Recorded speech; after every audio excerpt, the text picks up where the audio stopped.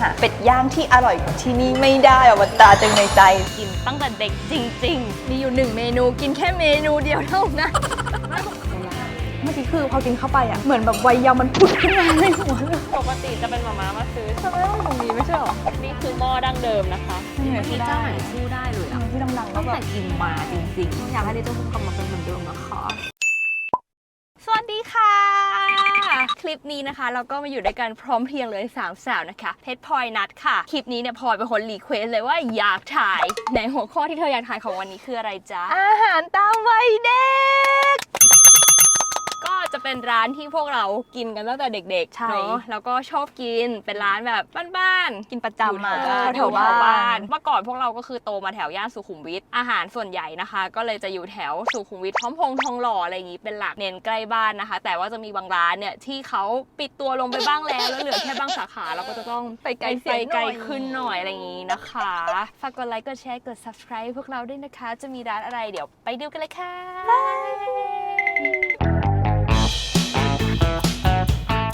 ถึงร้านแรกกันแล้วนะคะร้านอะไรเอ่ยเป็ดย่างแมนดาริ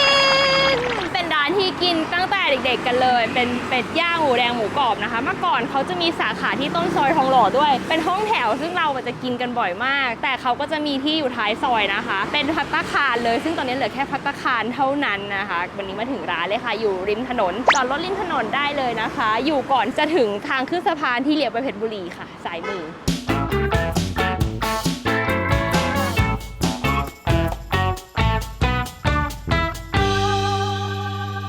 ประจำที่กินคืออะไรคะเป็ดย่างจริงเป็ดย่างที่นี่เราชอบมากน้ำราดเขาจะไม่เหมือนที่ไหนน้ำราดคือแบบที่สุดคือทุกวันนี้ก็ยังหาเป็ดย่างที่อร่อยกว่าที่นี่ไม่ได้มันตราตรึงในใจซึ่งอาจจะไม่ได้อร่อยสำหรับคนอื่นแต่ว่ามันตราตรึงในใจแล้วจริงอร่อยมากถ้ามากินที่ภัตตาคารนะคะก็ไม่ได้มีแค่เป็ดย่างหมูแดงหมูกรอบเขาก็จะมีอาหารอย่างอื่นด้วยพวกซุปผัดผักของทอดนู่นนี่นั่นก็คือเป็นร้านที่เปิดมาแบบเก่าแก่มากๆจริงๆเราเกิดมาก็มีร้านนี้อยู่แล้วอ่ะปกติที่กินร้านนี้ก็คือว่าจะซื้อกลับไปกินที่บ้านทุกครั้งไม่เคยกินในร้านน้อยมากใช่จะแค่แวะซื้อแล้วก็กลับไปกินที่บ้านเวลามาขี้เกียจทำกับข้าวใช่เรารู้สึกว่าตอนเด็กเราโตมาด้วยเป็ดย่างแมนดารินจริงๆเพราะกินบ่อยมากเวลาทุกคนขี้เกียจซื้อของเข้ามาทำกับข้าวเนี่ยแต่ก่อนมีแม่ครัวใช่ไหมแต่ก่อนมีแม่ครัวแต่ไม่ทำก็จะซื้อเป็ดไงวันอาทิตย์เป็นวันที่เป็นแบบสไปเดย์ใช่ต้องบอกว่าแบบครอบครัวเราเหมือนอยู่กันแบบเหมือนเป็นกงสีเนอะครอบครัวจีนครอบครัวคนจีนแป๊ะแล้วเขาคงจ้างแล้วคงจ้างของจริงใช่ก็จะแบบนี้อากงอาม่าใช่ไหมแล้วก็ลูกอากงอาม่าทั้งหมดแล้วก็มีหลานคืออยู่ด้วยกันประมาณ30 คนนั่นแหละเราก็เลยเหมือนโตมาแบบต้องแบบกินข้าวด้วยกันนู่นนี่นะคะเป็ดย่างแมนดารินก็เป็นอีก1 มื้อที่แบบว่ากินกันบ่อยมากจริง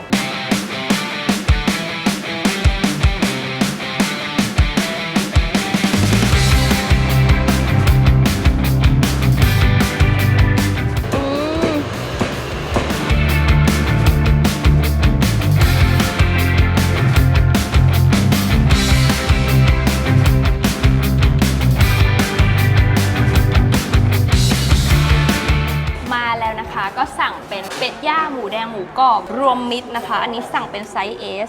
430 บาทน่ากินมากหนังเป็ดหมูแดงหมูกรอบคือชิ้นแบบไซส์กำลังดีเลยเธอพรีเซนต์น้ำราดเร็วทำให้เป็ดย่างที่แตกต่างก็คือน้ำราดแต่อาจจะมองไม่เห็นแต่ใช้ตะเกียบจิ้มขึ้นมาเลยถ้าเป็นน้ำราดสีน้ำตาลมันมีความนัวใช้ช้อนตักให้ดูมันเป็นน้ำราดที่ไม่เหมือนที่ไหนเลยแล้วก็อันนี้นะคะที่เพชรชอบเพิ่งมากินเป็นตอนโตทุกคนหัวไชเท้าดองแตงกวาดองเมื่อก่อนไม่กินไม่เป็นแต่พอแบบโตขึ้นมากินได้อร่อยไม่เลี่ยนขออนุญาตชิมเป็ดก่อนนะคือเป็ดเราสั่งเป็นเนื้อน่องนะแต่เดี๋ยวนี้เขาสับเอาน่องออกไปอ่ะไอตัวกระดูกที่เราจะต้องแยกกันกินคือเด็กๆมันจะมีกระดูกเรียกว่าอะไรกระดูกน่องเป็นชิ้นเล็กๆแล้วก็คือต้องแย่งกันนี่นะคะเนื้อเป็ดคือเราสามารถสั่งเป็นข้าวราดได้เลยนะคะคือรู้สึกว่ามาตรฐานที่เนี่ยมันแบบคงที่มากข้าวเนี่ยหูสวยทุกเม็ดทุกครั้งอ่ะมาทุกครั้งมันเป๊ะทุกครั้งร้านนี้เยี่ยมยอดตัวเป็ดเขาหั่นมาไซส์พอดีหนังหอมจิ้มกับน้ำราดที่หวานอ่ะเข้ากันดีมากเลยอ่ะหมูแดงจะบอกว่าเป็นอันที่ไม่ค่อยกินไม่ค่อยได้สั่งเท่าไหร่จะกินเป็นเป็ดย่างกับหมูกรอบกันซะมากกว่าตอนเด็กๆแต่ว่าคือเขาก็ใช้ซอสตัวเดียวกันเลยน้ำราดตัวเดียวกันคือพลอยไม่พูดบ้างหรอกินไม่หยุดตอนนี้นะคะหิวมากน้ำจิ้มซีอิ๊วดำที่เป็นพริกก็อร่อยถ้า ามากินนะคะแนะนำว่าให้ขอน้ำราดเพิ่มเลยอันเดียวมันไม่พอปกติ มันไม่ บ้านเรา พอ จะคือแบบขอน้ำราดพิเศษ เป็น กิน ถุ กัน ง เยอะมาก เป็นถุง เป็น ใหญ่ๆ ถุง เลยอะ ใหญ่ๆเลย ทุกอย่างมันดีงามแบบไม่ต้องมีคำบรรยาย ให้ภาพเล่าเรื่องนะคะ คือร้านเนี้ยอยากกลับมากินตั้งแต่ช่วงโควิดแล้วแต่ช่วงโควิดก็เหมือนทุกร้านปิดขนาดก็ไปเรียนอเมริกากลับมาคือไม่ได้กิน เออ จนแบบ จริง แล้วมันมีหลายร้านมากที่แบบเนี่ยสมัยเด็กๆอยากกิน แต่ว่ามันยังไม่มีเลิกได้กินก็เลยต้องรีเควสเจ๊เพจว่าเราต้องทำ EP นี้ขึ้นมาเพื่อที่เราจะได้กิน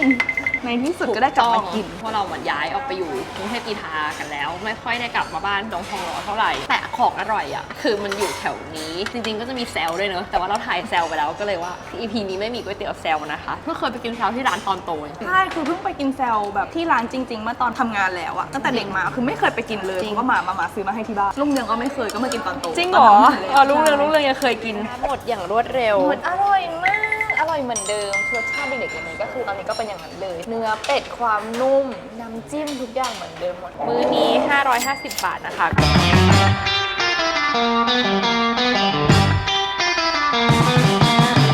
ร้านที่ 2 นะคะ ร้านอะไรคะพลอย Cheesecake House ร้านนี้ก็อยู่ซอยแจ่มจันทร์นะคะ หรือว่าทองหล่อ 20 เมื่อกี้กินเป็ดย่างเสร็จก็คือกลับรถใต้สะพานมานะคะ แล้วก็เข้าซอยแรกทางซ้ายมือทองหล่อ 20 ที่มีโรงเรียนอะไรนะ Superstar Academy นะคะ อยู่หน้าปากซอยเข้ามาแล้วก็อยู่ซ้ายมือเลย เป็นร้านที่มีรั้วสีเขียวๆ ชีสเค้กเขาก็เป็นอีกหนึ่งร้านในตำนานที่กินตั้งแต่เด็กจริง มีอยู่1เมนูกินแค่เมนูเดียวเท่านั้น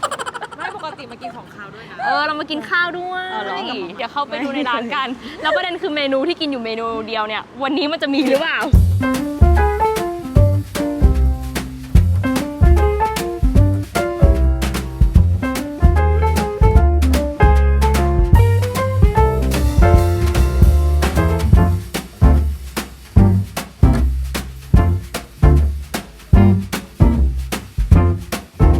อยู่ใช่ไหม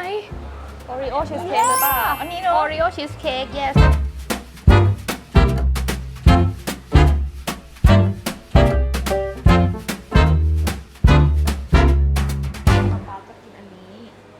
กับซื้ออันนี้กับ ใช่ใช่ใช่อันนี้ซื้อไปฝากป้าด้วยก็ได้นะคะ มาแล้วเมนูที่สั่งมาก็คือเมนูประจำของเราก็คือ Oreo cheesecake สั่งทุกครั้งตั้งแต่เด็กสำหรับเราก็คือเป็นเมนูเดียวที่กินไม่เคยกินอย่างอื่นเลย ที่ร้านเนี้ยนะ ใช่ไม่เคยกินเลย จะบอกว่าหน้าตาเปลี่ยนไปจากเมื่อก่อนนิดนึง แต่ว่ายังไม่ได้ชิมรสชาติเมื่อก่อนมันเขาจะตีโอรีโอผสมกับตัวครีมชีสไปเลยมันจะเป็นสีเทาๆหน่อย แล้วเวลาเราสั่งทีเราไม่ได้สั่งแค่ชิ้นบางทีเราสั่งแบบเยอะอะเป็นปอนด์เป็นกล่องกินมันแค่เมนูเนี่ยเมนูเดียว ส่วนอีกเมนูหนึ่งที่เพชรสั่งมานะคะก็จะเป็นนิวยอร์กชีสเค้กคือร้านเนี้ยเขาชื่อชีสเค้กเฮาส์ใช่ไหมเขาก็ได้รับสมญานามว่า Queen of Cheesecake เลยมากินค่ะเธอชิมก่อนโอรีโอเดี๋ยวฉันจะชิมนิวยอร์กชีสเค้กเป็นไงเหมือนเดิมไหม คล้ายเดิมมากเหมือนจะไม่เหมือนอีกหนึ่งเปล่าวะ แต่คือเรากินกันแบบตั้งแต่ แต่ว่า 10 texture มัน 20 ปีแล้ว เหมื เนาะ อนเดิมมันนุ่มแล้วมันแบบ ละลาย เมื่อกี้คือพอกินเข้าไปอ่ะเหมือนแบบวัยเยาว์มันผุดขึ้นมาในหัวเลย มันคล้ายเดิมแต่ว่ามันเหมือนมันมีถั่วหรือมีช็อกชีสคือชีสเค้กที่นี่มันนุ่มแล้วก็มันไม่หนักเกินไป เรารู้สึกว่าเขาปรับมาให้เข้ากับความชอบของคนไทยมันไม่ได้หนักเกินแบบนิวยอร์กชีสเค้กที่แบบร้านอะไรนะที่อเมริกาชีสเค้กแฟคทอรี่ป่ะคือรู้สึกว่าอร่อยนะแต่แบบมันแน่นอะแล้วเราก็กินไม่ไหวแต่อันนี้คือรู้สึกว่ามันกินเบาๆสบายๆได้ เรา เรื่ ว่า อยๆ มันไม่ได้หนักเลย นี่มันคือ OG ของเขานะ คือเด็กๆจะเป็นสไตล์พักดีว่าถ้าพักดีต่อเมนูไหนแล้วจะไม่สั่งอย่างอื่นคือขนาดแบบเวลาไปไหว้พระมาเชิญที่วัดภาษีมาถึงก็คือเขาจะกินของคาวก็คือไม่ฉันจะไม่กินถ้ามาร้านฉันจะกินแค่ชีสเค้กเท่านั้นฉันจะไม่กินอย่างอื่นฉันพักดี จะบอกว่าเมนูของเขาที่นี่ก็อร่อยนะคะถ้าจะไม่ผิดคั่วไก่สปาเกตตี้อะไรพวกเนี้ยแต่ว่ากินไม่ได้มากินนานมากๆ แล้วแต่ร้านคือบรรยากาศยังเหมือนเดิมอะแต่เขารีโนเวทให้ข้างในมันดูใหม่แล้วก็สะอาดนะคะด้วยตัวโครงสร้างเลยเอาร้านคือเหมือนเดิมเป๊ะเลยค่ะลืมบอกราคา130 บาทนะคะเมื่อก่อนอะรู้สึกว่าเป็นชีสเค้กที่แพงแต่ตอนนี้มันไม่แพงแล้วแหละเป็นราคาปกติถึงค่อนไปทางถูกด้วยที่อื่นเดี๋ยวนี้ราคาแรงกว่าเยอะเลยที่นี่คือแบบขายราคาประมาณเนี้ยนานแล้วแล้วก็รสชาติมันก็คงที่เค้กก็ชิ้นเท่านี้มันแบบโอเคเลยอะแฮปปี้ค่ะ พอกินเรารู้สึกว่าของอร่อยจริงๆมันไม่ต้องเป็นของใหม่ตลอดแต่มันคือของที่ดีในวัยเยาว์ โอ้โห ทำให้นึกถึงวัยเด็ก มีโค้ดด้วยว่ะ ไอตึกน้ำตาต้องมาแล้ว เป็น ไงคะชอบเมนูไหนคะ อร่อยทั้งคู่เลยเพราะว่าปกตินันไม่ได้ชอบกินชีสเค้กที่แบบหนักๆแบบนี้ แต่ว่าอันนี้ที่เจเพชรบอกก็คือแบบเขาปรับมาแล้วก็จะนุ่มๆกินง่าย จบร้านนี้ยังไม่หมดนะคะ เดี๋ยวมีต่อค่ะเจอกันร้านต่อไปค่ะ มาถึงแล้วอีกหนึ่งร้าน แต่ว่าปิดเพราะว่าพี่เขาไปไหนนะ ไปเยี่ยมญาติที่ต่างจังหวัด หลายวันแล้วค่ะ ก็เลยอดกินนะคะ เป็นร้านขนมเบื้องที่เขาขายอยู่ตรงก๋วยเตี๋ยวหมูลุงนึงตรงสุขุมวิท26อ่ะก็จะเป็นรถเข็นเนอะ อืม ตอนแรกก็คือจะอยู่หน้าร้านลุงนึงใหญ่ ตอนหลังเนี่ยเขาก็แค่ขยับมาข้างๆเป็นขนมเบื้องที่มันแบบชิ้นพอดีคำเนอะ มันเป็นชิ้นเล็กๆหน่อย อร่อยมาก แป้งมันก็กรอบครีมมันก็หวาน ใช่ก็วันนี้อดนะคะ ไม่เป็นไรค่ะเวลาต่อไปกันค่ะบ๊ายบายปกติกินลุงเรื่องบ่อยไหม ปัจจุบันไม่ค่อยได้กินปัจจุบันเป็นแซลแต่ว่ามีช่วงหนึ่งกินทุกอาทิตย์ก็คือเป็นคนชอบกินก๋วยเตี๋ยวมากจะกินทุกอาทิตย์ก็คือช่วงหนึ่งอ่ะก็จะเป็นรุ่งเรืองทุกวันเสาร์ทุกวันเสาร์ทุกวันเสาร์ทุกวันเสาร์แต่ช่วงนี้ก็คือจะมาเป็นแซลก็คือเปลี่ยนไปเปลี่ยนมาแหละสองร้านนี้เพราะมันกินตั้งแต่เด็ก อร่อยทั้งคู่แหละเนาะ หมูสับมันจะอร่อยอะที่เนี้ยถ้าเกิดเป็นรุ่งเรืองแต่ว่าถ้าแซลอะเป็นร้านเดียวที่กินตับ เพราะว่าตับต้มได้อย่างอร่อยมากแบบนุ่มไม่คาวพอดีแต่ว่ามีครั้งหนึ่งบอกหมาแล้วคือหมาเป็นคนที่ถ้าเกิดบอกเราชอบอะไรอะก็จะสั่งให้เยอะๆกลายมาเป็นก๋วยเตี๋ยวที่มีเส้นกับตับ ไม่มีเนื้ออย่างอื่นเลย แต่ว่าก็อร่อยนั่นแหละก็อร่อยทั้งสองร้านไม่เหมือนกัน ใช่จ้ะนี่นะคะลุงเรืองค่ะ คนอย่างเยอะ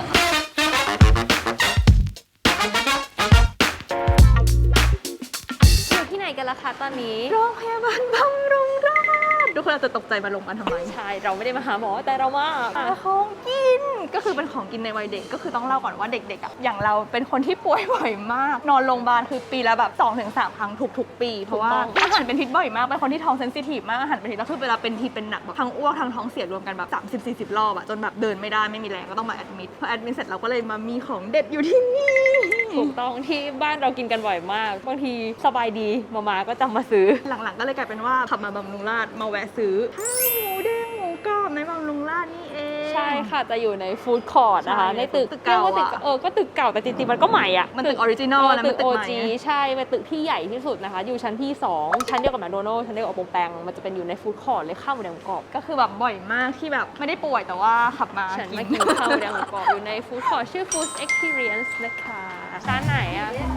คือฉันไม่เคยมาซื้อเว้ยปกติจะเป็นหมามาซื้อ ทำไมว่าตรงนี้ไม่ใช่หรอ มันปิดมันเมื่อก่อนมันเป็นวงใหญ่ๆเว้ยไหนเธอลองเดินไปดูทางนู้นดิ อย่าบอกนะว่ามัน อย่าบอกนะว่ามันไม่มีเฮ้ยมันต้องมีดิวะ เพราะนะคะมันมีร้านข้าวหมูแดงหมูกรอบอยู่ร้านไหนอะพี่ต้องอ๋อโอเคขอบคุณค่ะ มันย้ายที่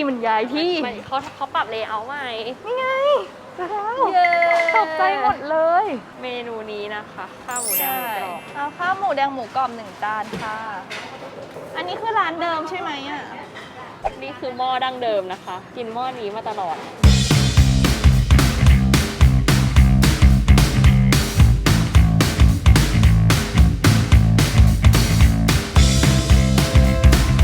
จริงๆทีเด็ดที่ชอบก็คือกุนเชียงแต่มาสายกุนเชียง เฉียงหมดแล้วก็จะได้เป็นหมูแดงกับหมูกรอบแล้วก็ไข่ ไข่ก็อร่อยไข่มันแบบพอดีอะ ตักไข่ให้กล้องดูซิ มันกลัวไข่มันตกอะ นี่ต้องให้กล้องไม่ใช่ให้จอจ้ะจานนี้นะคะ ราคาก็แอบตกใจเหมือนกัน130 บาท ไม่รู้เลยว่ามันแพงขนาดนี้ ปกติก็คือหมาซื้อกลับให้กินที่ ใช่ บ้านไม่ค่อยได้มากินที่นี่ ใช่ ได้ซื้อเป็นคอนโด แต่ว่าไม่จะบอกว่าฟู้ดคอร์ทอันนี้แบบ FYI เลยว่าฟู้ดคอร์ทที่บำรุงราษฎร์อ่ะมันแพงอยู่แล้วนะไหน มัน แต่ ตั้ง ไร นานว่าแพงอยู่แล้ว แต่ว่าไม่คิดว่ามันจะแพ แพงขนาดนี้ที่แบบเดียว130 บาท โอเคมาชิมกันค่ะ เมื่อกี้ถามเขาว่าร้านมีที่อื่นไหมเขาบอกว่าถ้าก๋วยเตี๋ยวแพ้มีที่วังหลังแต่ถ้าหมูแดงหมูกรอบมีที่นี่เท่านั้นนะคะ ไม่มีสาขาน้ำราดที่นี่จะแบบไม่ได้เข้มข้นมากนะคะ แล้วก็ตัวหมูแดงเนี่ยค่อนข้างเป็นเนื้อแบบลีนๆเลยมันไม่ได้แทรกเยอะ ส่วนหมูกรอบก็คือหนังกรอบๆหอมๆเลย ไข่ก็จะเป็นมีความยางมะตูมค่ะคุณเค็มมันคือทีเด็ดทุกคนแต่มันหมดอ่ะต้องให้ไข่มาแค่ครึ่งฟองนะคะอยากให้ทุกคนเห็นในจานตอนนี้ค่ะ นี่ก็คือจะหมดแล้ว3 คนรวมพลังกันไม่ถึง1 นาที ปกติรู้สึกว่าน้ำราดมันจะข้นแล้วก็รสชาติมากกว่านี้ป่ะ จัดกว่านี้ จัดกว่านี้วันนี้ดูเจอจางไปหน่อย แล้วปกติก็จะกินแมคโดนัลด์ด้วยเนอะ ใช่ที่พลาดไม่ได้คือสิ่งที่ทำให้การมาแอดมิดโรงพยาบาลนั้นเป็นที่แบบมีความสุขทุกครั้งที่มาแอดมิดพอเริ่มจะหายก็จะได้กินแมคโดนัลด์กับสตาร์บัคเด็กๆคือเด็กๆมันไม่ค่อยได้กินไงแล้วพอมาปุ๊บก็คือจะแบบซอยโกมหรือจะเฮ็ดมาเยี่ยงเนี่ยก็จะต้องถือถุงเฟรนช์ฟรายแมคโดนัลด์ขึ้นไปบนห้อง yes แล้วก็จะได้กินแล้วก็แบบมันจะมีความสุขมากทำให้แบบการมาแอดมิดถึงแม้ว่าตอนแรกจะต้องแบบทรมานมาก แต่ว่ามันจบอย่างสวยงามทุกครั้งมันต้องได้กินสตาร์บัคกับแมคโดนัลด์ สตาร์บัคที่บำรุงราษฎร์ก็เป็นสาขาแรกๆเลยนะครั้งแรกที่ได้กินสตาร์บัคก็คือที่บำรุง ใช่ ราษฎร์เนี่ยแหละ กินครั้งแรกก็คือตอนมาแอดมิ ปา ด ก็คือได้กินช็อกโกแลตปั่นนะน่าจะตอนไอพลอยแอดมิดแล้วเราก็ลงไปรอข้างล่าง ใช่ ก็ได้กิน แล้วก็ สตาร์บัคเมื่อก่อนเป็นแก้วแบบพลาสติกแข็งเนี่ยเอากลับบ้านได้ไม่ใช่แบบอืม ใช่จำได้ ถ้าเกิดแมคโดนัลด์ก็ต้องกินไอติม ใช่ไอติมโคนกับเป็น นี่เดี๋ยวจะไปซื้อมาเนี่ย แน่นอนสิจ้า เดี๋ยวไปเจอกันที่ยังไม่จบเนอะ ยังเหลยอีกร้าน อะไรอ่ะ Little Home Little Home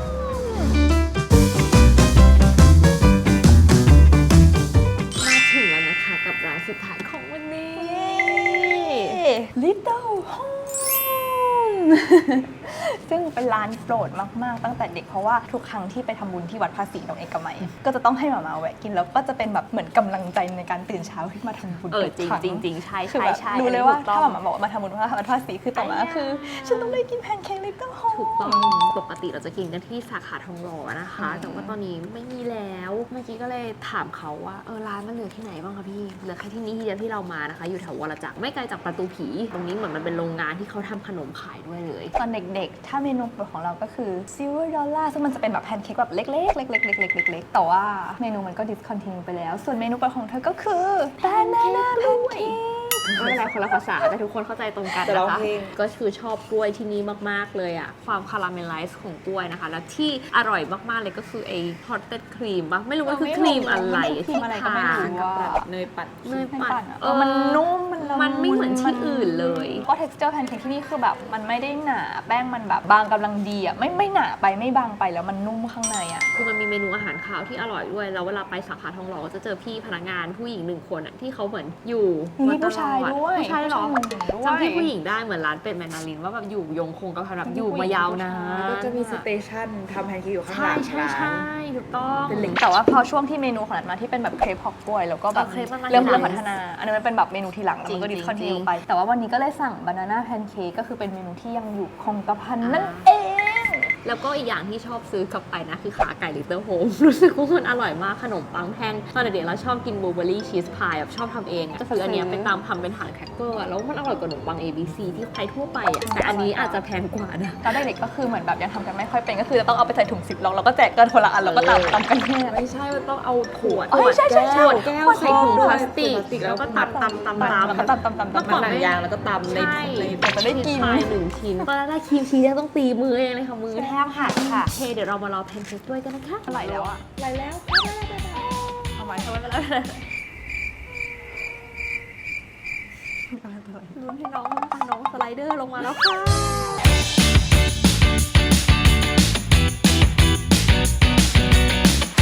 เป็นไงบ้างจ้ามันจะกินเข้าไปเหมือนเดิมไหม มันไม่ค่อยเป็นเมนูแพนเค้ก รู้สึกมันไม่เหมือนเดิม เพราะว่ามัน แป้ แห้ ง ง มันดูไม่เหมือนเดิมอะแป้งตัวแป้งดูไม่เหมือนเดิม สิ่งที่เหมือนเดิมคือครีมกับกล้วย แต่ว่าตัวแพนเค้กไม่ฟูเท่าเดิม แล้วก็ไม่ฟลัฟฟี่เหมือนเดิมเท่าไหร่ แต่อาจจะเป็นเพราะว่าเราว่าคือด้วยพอเจอสถานการณ์โควิดคงได้รับผลกระทบจริงๆจนเนี่ยเขาเหลือแค่สาขาเดียวอะเราก็แบบมันคงไม่ได้ขายดีเหมือนเดิมจากที่เมื่อก่อนนี่คือแบบมันขายดีมากเนื้อแพนเค้กลิตเติ้ลโฮมคือแบบ the best เอาจริงๆเรายังรู้สึกว่าแบบยังไม่มีเจ้าไหนสู้ได้เลยอะ ที่ดังๆก็ ตั้ง แบบ แต่กินมาจริงๆ อยากให้ลิตเติ้ลโฮมกลับมาเป็นเหมือนเดิมนะคะแต่กล้วยกับไอ้ครีมอันเนี้ยอร่อยเป็นบ้าเลย ทุกคนก็ช่วยกันกลับมากิน ช่วยเขากลับมากินให้เขากลับมาเปิดเหมือนเดิมนะคะ มันคือแพนเค้กที่อร่อยที่สุดแล้วจริงๆ เหมือนย้อนหลังวัยเด็กแบบเศร้าๆอันนี้วัยเด็กที่ไม่เหมือนเดิมวัยเด็กที่ไม่สามารถกลับไปได้อีกครั้งหนึงวัยเด็กที่เป็นได้แค่วัยเด็กตลอดไป แต่กล้วยเขาคือมัน มันอร่อยจริงๆ โคตรพัมผึ่ง โอเคกินหมดแล้วค่ะบานาน่าแพนเค้ก230 บาทนะคะเป็นไงบ้างจังวันนี้ เหมือนได้ย้อนวัยเด็กอีกครั้งหนึ่ง บางร้านก็ยังเหมือน ก็ เดิ ยัง มแต่ แบบ บางร้านก็มีความเปลี่ยน เปลี่ ไป ยนแปล บ้าง ง บ้าง เนอะตามกาลเวลา ใช่ อาจจะด้วยแบบพ่อครัวแม่ครัวเดิมเขาก็ไม่ได้อยู่แล้วอะไร ใช่ เงี้ย ใช่ธุรกิจมีการเปลี่ยนผ่านบางทีต้องส่งต่อให้รุ่นต่อไป แต่เขาอาจจะไม่ได้ทำต่อแล้วหรือไปโฟกัสธุรกิจอย่างอื่นนะมันก็เป็นเรื่องปกตินะแต่วันนี้ชอบร้านไหนที่สุดจ๊ะที่คิดมา เป็ดแมนดัน ต้องคิดด้วยนะเหมือนกันเลยไม่ต้องคิดแต่จริง ๆ ก็คือประทับใจทุกร้านแหละเหมือนได้ย้อนวัยเด็กเนอะ อืม แต่ว่าวันนี้เป็ดแมนดารินคือแบบ มันเหมือนเดิม วิงมาก มันเหมือนเดิมมาก เป๊ะแม้แต่เม็ดข้าวอ่ะข้าวคือหุงเหมือนเดิมได้ทุกครั้งจริงๆอ่ะแม้แต่พี่ที่สับเป็ดให้เรากินตอนเด็กเขาก็ยังอยู่อยู่เลยอ่ะทุกอย่างมันเหมือนเดิมมากวันนี้แฮปปี้มากๆเลยอ่ะเดี๋ยวสรุปให้ฟังอีกทีว่าเราก็กินเริ่มจากเป็ด แมนดาริน เป็ดย่างแมนดารินนะคะเชสเค้กเฮาส์ขนมเบื้องรุ่งเรืองแต่ว่าคราวนี้ขนมเบื้องปิดข้าวหมูแดงหมูกรอบที่โรงพยาบาลบำรุงราษฎร์ฟู้ดคอร์ทแล้วก็สถานลิเติ้ลโฮมเบเกอรี่นะคะ วันนี้ง่วงมากๆแล้วค่ะ ก็ขอตัวไปก่อนนะคะ คลิปหน้าเพชรจะพาไปกินที่ไหนและพลอยจะมาร่วมแจมด้วยหรือไม่ฝากติดตามได้เลยค่ะ ติดตามพลอยได้ที่ IG ตรงนี้นะคะ กดไลค์กดแชร์กด subscribe ก็กดกระดิ่งกริ๊งกริ๊ง ถ้าครบล้านไลค์จะทำภาคต่อไป วัยรุ่น วัยรุ่นอันนี้เป็นร้านวัยเด็กนะคะถ้าอยาก ร้านไลฟ์เลยนะ ดูร้านวัยรุ่นกด ก็คือจะไม่ให้ทำนั่นเลย ไม่ต้องทำแล้ว จะไม่ให้ทำแล้ว เป็นการบอกคร่าวๆไม่ให้ทำ โอเค วันนี้ไปก่อนค่ะ บ๊ายบาย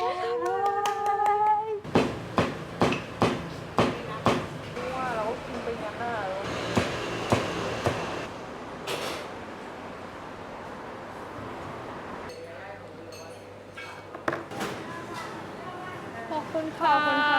เฮ้ยมันไหลแล้วอะ ไลค์แล้วค่ะได้ เอาไหม เอาไว้เป็นไร